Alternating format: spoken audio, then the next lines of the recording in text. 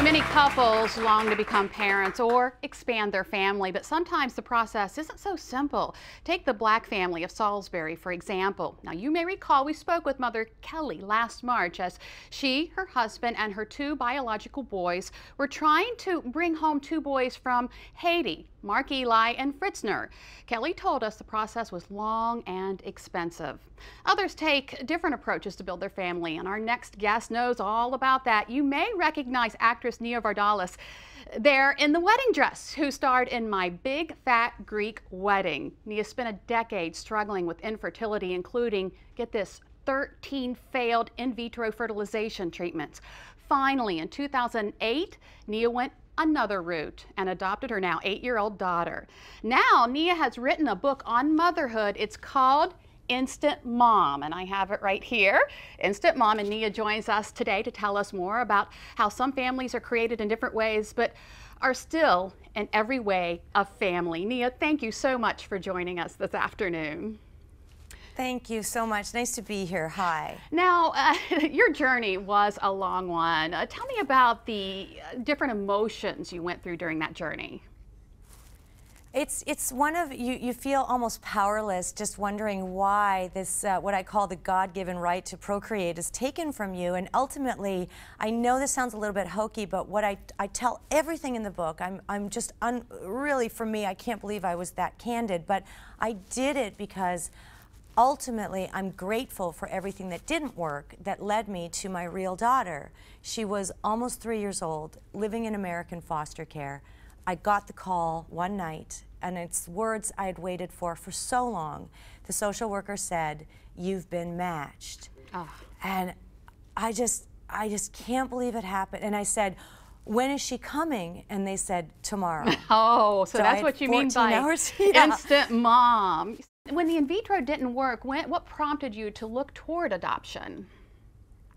Well, you know, I'm very candid in the book about I'm almost ashamed that it took me that long to turn to adoption, because when I entered the world, I found people who turned to adoption first. And of course they do. Of course people have open hearts. But I'm really honest that I didn't look at the signs. I wouldn't take in the information that was coming my way. And when I did, I found a world, a network so beautiful, so open, so honest, that I had to write about it. But I don't want to sugarcoat adoption. It is not for everyone. Motherhood's not for everyone. You can live a wholly splendid life without children. However, if adoption is an option for you, the back of Instant Mom is 25 pages of how to adopt from all over the world. Makes a lovely Mother's Day gift, I'm just saying. And of course, you discuss all of this in your book, and you say you have that comprehensive how to adopt session. What's the most important things our viewers should remember when they're possibly considering adoption? I would say first read all the options to decide what's right for you. I wouldn't say read the back of the book first, but just decide what's right for you and do what's right for you. And why the book hit the New York Times bestseller list. I went out and did a book tour, and I met these people that are reading the book, and they're not even people who had necessarily been touched by adoption, because the bulk of the book is about doing what's right for you, period, in life. I talk about how we got My Big Fat Greek Wedding made. When I wrote My Big Fat Greek Wedding, I didn't have an agent. I couldn't even break into show business. But I wrote the movie because I was optimistic that it could get made. And it's the same sort of stubborn tenacity that led me to meeting my daughter. And that's what I preach in the book. Like, hey, come on, we got one life. Do what's right for you. Right, and proceeds from the book go to adoption agencies, right? All over the world. We're going to go back and give the money to places that need to get information out, need to get therapy for these kids and for adopting parents. You know, that's the surprising thing. All right, Nia Vardalos, thank you so much. The book is Instant Mom, and for more information about Nia's new book, go to delmarvalife.com and click on the show tab. And from one happy ending to another, before we spoke with Nia, we were telling you about the Black family's efforts to bring two boys home from Haiti.